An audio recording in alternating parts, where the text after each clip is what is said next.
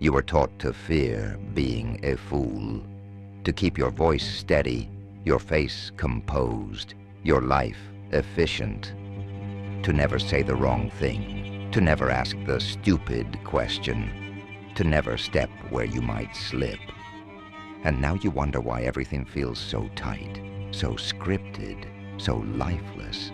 You work, you optimize, you curate your image. You move like a careful actor across a narrow stage, terrified of missing your line. You call it maturity, but your soul calls it exile. There's an archetype you have buried, older than your job, older than your name, older than your fears.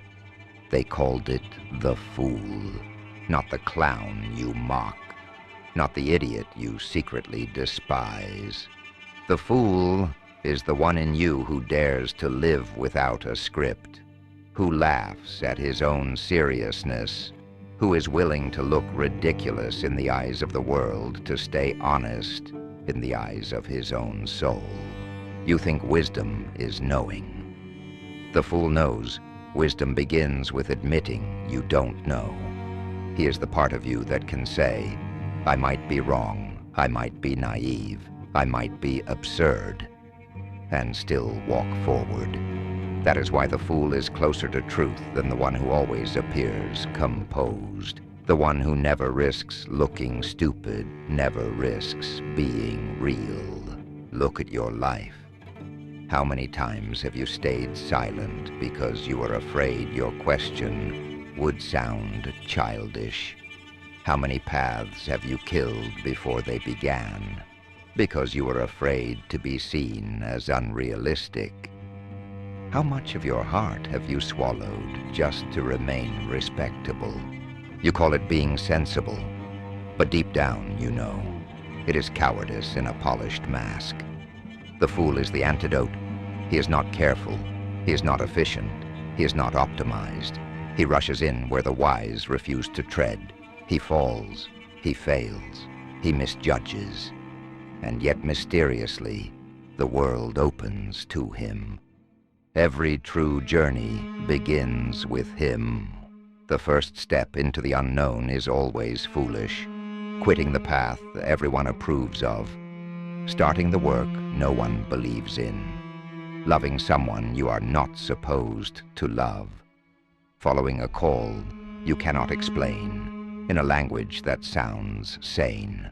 The old psychologist said, your soul does not demand your cleverness, it demands your folly. Because only the foolish part of you will dare to leave the safe village and walk toward the wounded king within. Only the foolish part of you will stand in front of power and speak the truth everyone feels, but no one dares to say. But there is a dark side. When you repress the fool, he does not disappear. He turns against you. He becomes the inner voice that mocks you before others can. Don't say that. You'll look stupid. Don't try that. You'll fail. Don't stand out. They'll laugh.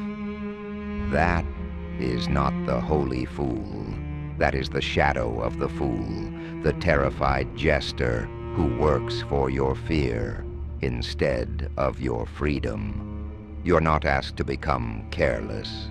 You are asked to become alive, to let the fool back into your inner court, to give him a seat beside your inner king and sage, to allow play in your work, humor in your suffering, honesty in your masks. Ask yourself, where in your life do you need to risk looking like an idiot to finally be honest? What conversation have you avoided because the truth in your chest does not sound polite? What road keeps calling you that the reasonable part of you keeps crucifying as impossible?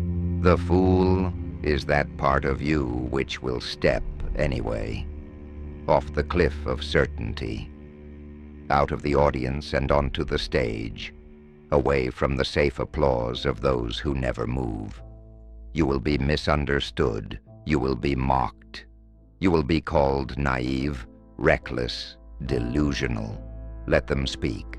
Better to be the one they call a fool than the one who dies of an overdose of reality, having never dared to live his own. In the end, the fool is not the absence of wisdom. He is wisdom in its raw, dangerous living form.